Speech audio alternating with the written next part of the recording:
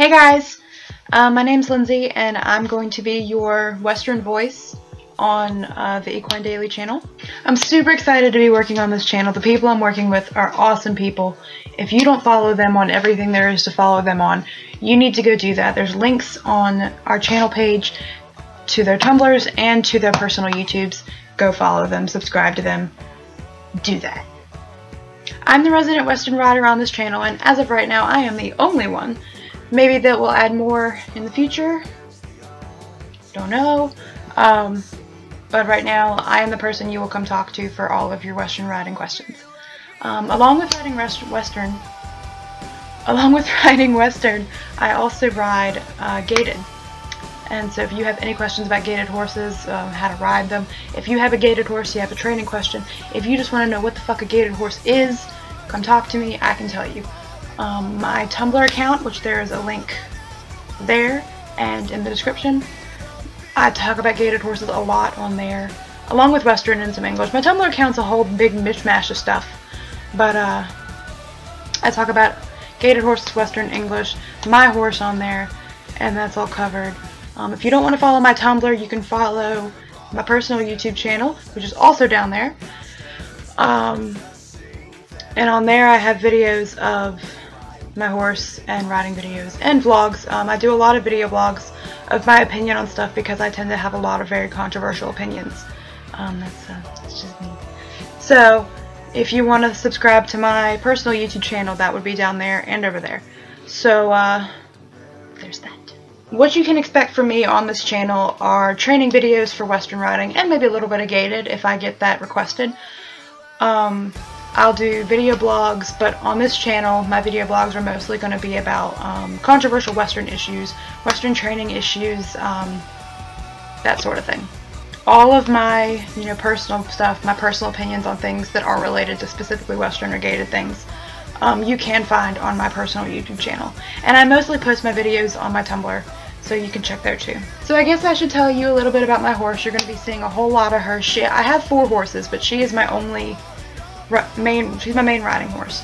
Her name is Bella. She is a 6-year-old Rocky Mountain horse. Her color is really weird to describe, but basically it's a smoky black, and that is a real thing. I didn't know it was till I got her. And what I do with her is competitive trail, and I am starting her in reining, so I will be using her in my reining videos as my example of what you should expect from your green horse. I do ride Bella bitless and barefoot. I am an advocate for both. Is advocate an adjective or an adverb? Is it either? It's a verb. Okay. I do advocate for bitless riding and barefoot trimming. Oh hey Key. Would you like to help? This is Kiki, everybody. She's been ignoring me all day, and when I'm in the middle of filming my intro video now is when she wants to come and get in my face. So anyways, Bella, bitless riding. I have her bitless because she is the same horse no matter if she has a bit in her mouth or if she's bitless. So then I don't really see a point in having a bit in her mouth if she doesn't need it. She's barefoot because she doesn't need shoes. That's kind of her story. Like I said, I have 4 horses. Bella's my main one. But when Jamie was rideable, and Jamie is my Appaloosa, she's 20-something, we don't really know, she was also bitless, and she was an absolutely nightmare to ride in a bit. Would not collect, she was just hollow all the time, she fought you all the time, she pulled on the rein, she was horrible. And spur of the moment, we thought, hey, let's take her bitless, and she did phenomenal bitless. The first ride, she collected up, she was soft, she stopped pulling, it was really a fantastic change. But I've got the 2 other horses as well, and I actually don't ride them, they're actually my mom's horses. But they're both ridden in a bit. Jenny's ridden in a bit because she has problems collecting bitless, and that's really just a training issue. You can train her to collect bitless pretty easily, but it's just not something that my mom wants to tackle right now. And Honey's ridden in a bit because Honey's psycho. And if you took her bitless, she'd probably kill somebody. She freaks out over everything. She's way too spooky right now to be taken bitless. And so that's I'm telling you this to prove that I'm not like one of those psycho bitless people that goes around preaching, all bits are abuse, and if you use a bit, I'm reporting you to the HPA. No. But you know, I think bitless is something everyone should try, at least. I feel like, my damn hair. I feel like it gets blown off a lot. As you know, oh, my horse can't go bitless because blah blah blah. Well, if you've never tried it, you don't know. And I feel like it should be something everyone tries at least once. But I'm not going to go around telling you that you're evil because you use a bit, because that's stupid. And if you have any questions about bitless riding or, you know, taking your horse barefoot, please contact me. Like I said, you can always contact me on my Tumblr. That's where I am most of the time. If you don't have a Tumblr, you don't want to contact me there, you can message me on my personal YouTube account, or you can message me on this YouTube account. Just make sure you direct the question to me. I do advocate for natural horsemanship, and when people hear that from me, they kind of run for the hills, but I have some things to clear up about that. I do not like Pirelli. Pat Pirelli is just someone I do not support. I do not condone him or his wife. I've just never seen anything come out of them that I really agree with.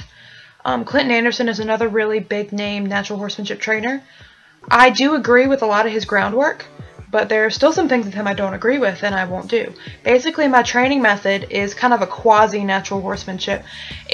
The roots of it are natural horsemanship, but then I take my own kind of spin on it and change it to where I think it would work for each individual horse. So I'm sure you're wondering what makes me qualified to give Western riding lessons and informational videos. So I thought I would tell you a little bit about me and what I've done.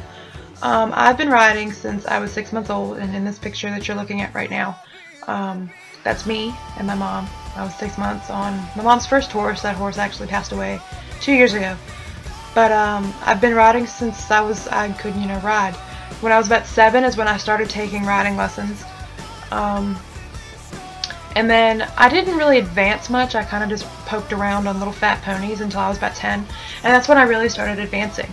And when I turned 10, I started taking English riding lessons. And I took English flat work lessons for about 2 years.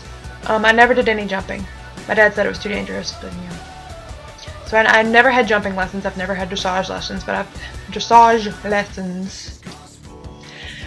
had regular English flat work lessons. And then after those 2 years, I switched over to Western Pleasure under the same trainer. And I did about a year of Western Pleasure before my trainer quit. And after she quit, I never really found like a permanent trainer that I went to for weekly lessons anymore. I went probably about a year without having lessons, and then I picked up another trainer and I did barrel racing and reining lessons with her. And I did probably about 2 months of both of those.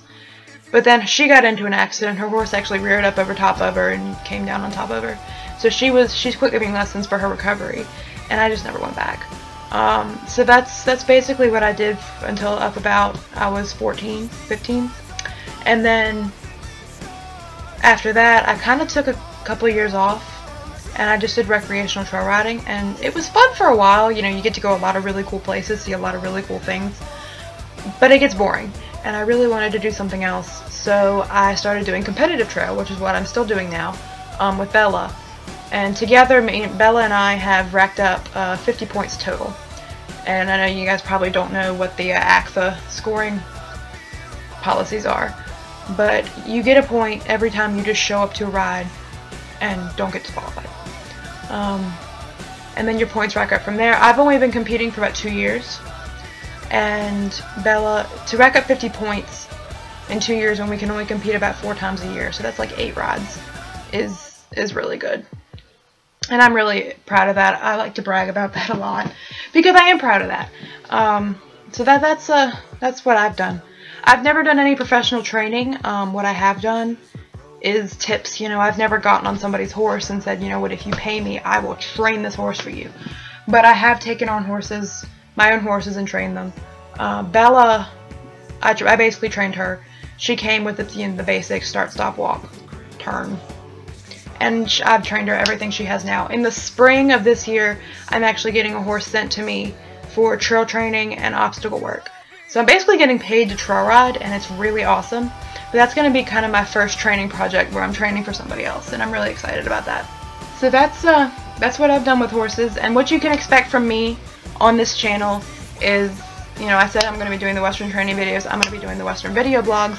In the near future, I already have plans to do a video on how to train a reining spin, and a video blog on my opinion on barrel racers that do the splits. when when they're running and they're kicking and their legs are doing this when they really shouldn't be. And so that's what you can expect to come from me in the next few weeks. So yeah, if you're watching this video and you haven't already, you need to subscribe to Equine Daily, which is the channel I'm a part of, if you missed that.